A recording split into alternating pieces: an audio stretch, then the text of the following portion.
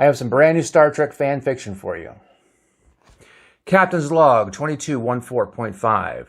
An away crew lands on the M-class planet Polaris in search of 3 members of a previous crew who were reported kidnapped by Klingons the day before.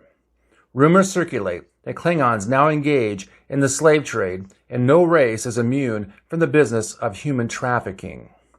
Spock, McCoy, and Kirk spotted a Klingon camp from a shuttlecraft and landed near the site in the dark of night. "What can we do for you?" a Klingon asked as Spock approached the campfire. The Klingon was evasive, but suspiciously polite. "We are in search of 3 of our crew members kidnapped by Klingons," Spock replied with his hand on his phaser at his side. "What makes you think we had anything to do with your crew?" the Klingon asked. "We are enjoying an evening out, minding our own business." 30 feet away, a large tent stood, with a guard posted by the door.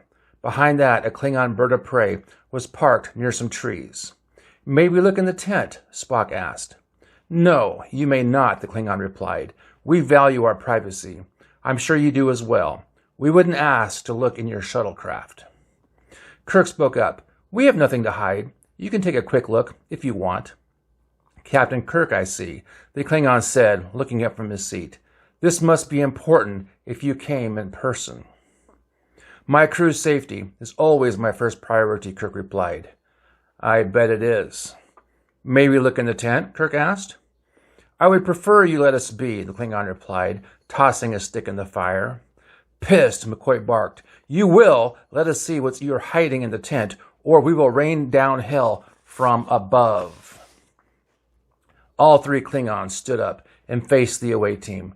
"We have our own force," the Klingon replied, gesturing to the bird of prey. "I wouldn't push it if I were you. And we aren't hiding anything. We value our privacy as a race. Now, be on with you." "We're not leaving until we investigate the contents of your tent," Spock stated as fact. "The fire is dying, and we will soon be boarding our ship," the Klingon said. "We won't be here much longer. If we were truly hiding your crew, we would hide them on board our ship, not in a tent. Do you think we are fools?" "You don't want to know what I think you are," McCoy replied. The Klingon laughed at McCoy. "Your opinion of me matters nothing. Now go." McCoy slowly pulled his phaser and raised it to the level of the Klingon's face across the fire. "You do not have a corner on the market for being badass," McCoy said with a grin. "I may be a doctor, but I am more than willing to end the life of anyone who would kidnap and sell our crew into slavery." "If we were slave traders, we would capture you and sell you as well," the Klingon replied. "I have no desire to engage in such foolishness." McCoy replied, "You would never get away with selling a starship captain as a slave, and you know it. You are fools, and I will prove it one way or another." The Klingon grinned, shook his head, and raised his arms in a gesture of mockery. "If you really want to search our tent, so be it," the Klingon said, and folded his arms across his chest. "Keep him covered," Kirk told McCoy, as Kirk stepped around the fire pit and walked to the tent, followed by Spock.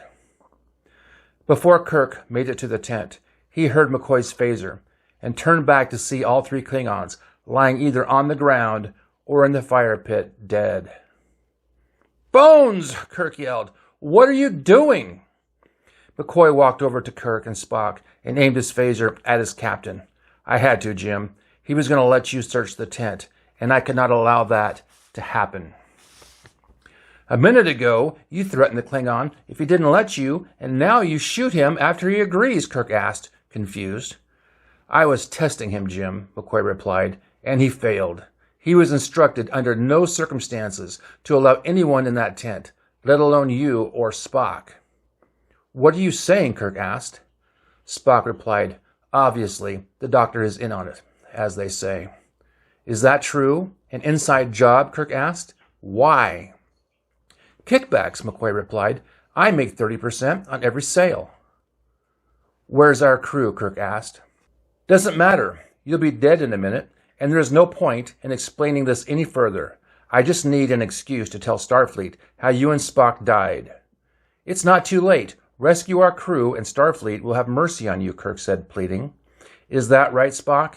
McCoy asked with a smile. Will Starfleet have mercy on me?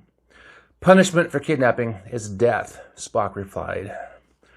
Correct, you green-blooded alien, McCoy said. Now I have no choice but to tie up a few loose ends, those ends being both of you. I didn't want this to come to this, but I have no choice. Before McCoy could say another word, his head was blown off, and his body fell to the ground in a heap. Spock lowered his phaser and placed it back in his belt. I may be a green-blooded alien, Spock said, but I'm one hell of a shot. Unfortunately for Dr. McCoy, his greed overcame him and cost him his life. He is one country doctor Starfleet no longer must deal with.